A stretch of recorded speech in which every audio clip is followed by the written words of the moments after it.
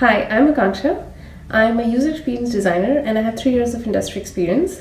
I am currently finishing my master's in human-computer interaction at Georgia Institute of Technology. I decided to apply for this year's design challenge because the brief exactly matched the vision I have in my work. I want to use design and technology to bring quality education to low-resource communities, and I have been doing active work in this area for the last 2 years.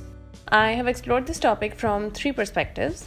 One is the education providers, specifically asking the question of how technology can help teachers do their work better. The second is the education receivers, asking how technology can improve the learning experience for all. And the third is the access side, asking how we can improve access to such educational opportunities for all. I explored the first question in 2015 when I started working at Avanti Learning Centers. This company runs low-cost education programs for underprivileged high school students to teach them maths and science. When I was working there, I redesigned their internal softwares that would help their teachers become more efficient. One of the softwares that I worked on was the content management system.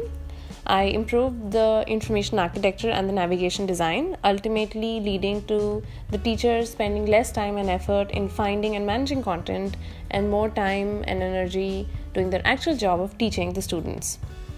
All of the work I did at Avanti was to understand the teacher side of the equation.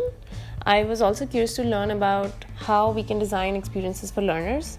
So when I came to Georgia Tech, I took classes in design of education technology, learning sciences, and education research. I learned about the design principles that an educational software needs to be based on if it is to serve the goal of quality education for all. One of the most important principles is called learner-centered design. So the software should be learner-centered, that is, it needs to take into account the learner's values and motivations. Since different communities and cultures have different values, for any software to scale across those communities, it needs to take into account the differences in the target audience. An example of this is a project that I'm working on currently. It is an educational game about computer science and it is themed around music. It is meant for middle school learners in New York. So what we're planning to do is to conduct user research with learners from different communities in that target audience to understand the kind of music these kids like and what role it plays in their lives. We'll make sure that those findings are incorporated in the design so all students feel engaged when they're playing the game. The third question I explored was that of access. To use good learning software, the learners first need to find it. A research project that I've been working on examines how low-income communities seek information about online learning tools. Just the fact that something is online doesn't make it accessible, and access is a multidimensional concept that needs to be looked at different levels. My case study specifically looks at the literacy gaps in online information seeking for computer science educational resources.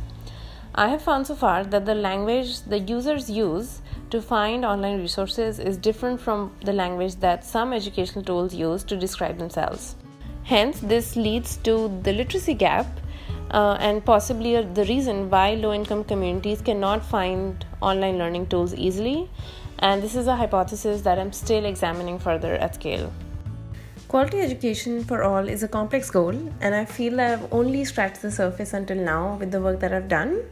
I want to participate in Interaction'18 SDC so I can both find new opportunities to do more work in this area and contribute with the skills that I've learned to push forward the United Nations quality education agenda.